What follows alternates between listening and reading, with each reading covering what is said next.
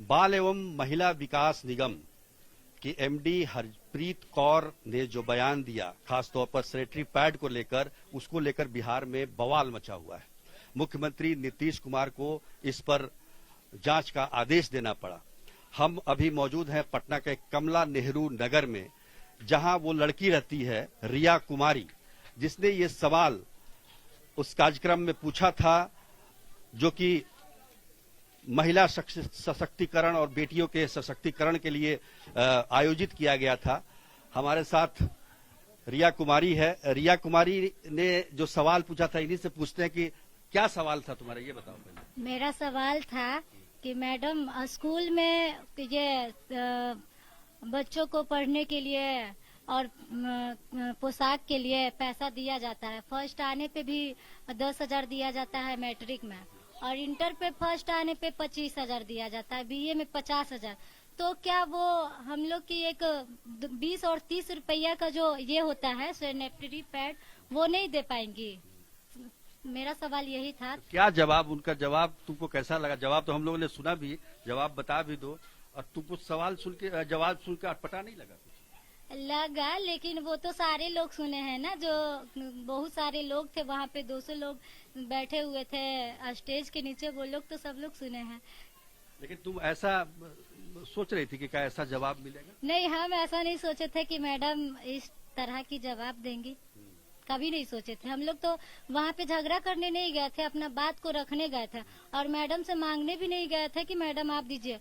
क्योंकि मान लीजिए हम 20 या 30 रुपया कोई बड़ा बात नहीं है, वो तो खुद के लिए इंसान खरीद ही लेगा। लेकिन और जो लोग गरीब लोग हैं, जिनका 50,000 सालाना है, जो साल में 50,000 कमाते हैं, वो भी रोज का कोई का 300 होता है, कोई का 200। ये स्लम बस्ती हैं, यहाँ के लोग ठेला ज्यादातर या तो रिक्शा चलाते हैं, यहाँ कोई जॉब नहीं करता है, सरकारी जॉब। तो अगर वो लोग को तो ऐसा स्थिति रहता है कि वो लोग शायद कभी तबीयत खराब होता है तो दवाई के लिए भी पैसा नहीं रहता है, तो वो सैनिटरी पैड वो कहाँ से खरीद पाएंगे 30-40 रुपए का? लेकिन सरकार जो है वो कहती है क्या कि हम तो बच्चों को सब देते हैं, छात्राओं को सैनिटरी पैड देते हैं, बहुत सारी सुविधाएं देते हैं। तुम लोग को मिला कभी? नहीं, हम लोग को तो नहीं मिला है। जो विस्पर का बात है वो तो हम लोग को सिर्फ 8 क्लास में एक बार मिला था, उसके बाद से तो नहीं मिला है। हम लोग खुद ही खरीदते हैं, लेकिन हम लोग खुद के लिए नहीं बोले थे, और जो लोग हैं वो लोग के लिए बोले थे जो पढ़ाई कर रहे हैं।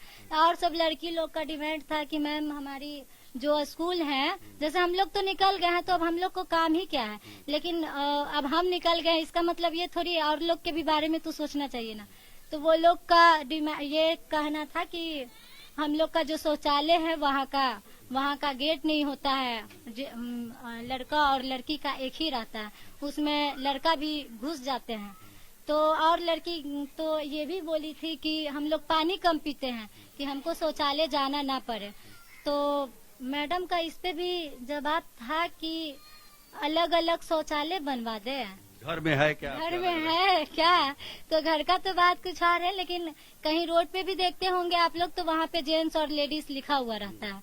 तो हम सरकार से ये कहना चाहेंगे कि जो हमारे जैसे स्कूल हैं, सरकारी स्कूल या फिर कॉलेज, वहाँ पे मतलब जो एडमिशन चार्ज लगता है, जब भी कोई लोग पास करती हैं तो पार्ट 1 में भी एडमिशन के लिए अच्छा पैसा लग जाता है, 4,000 5,000।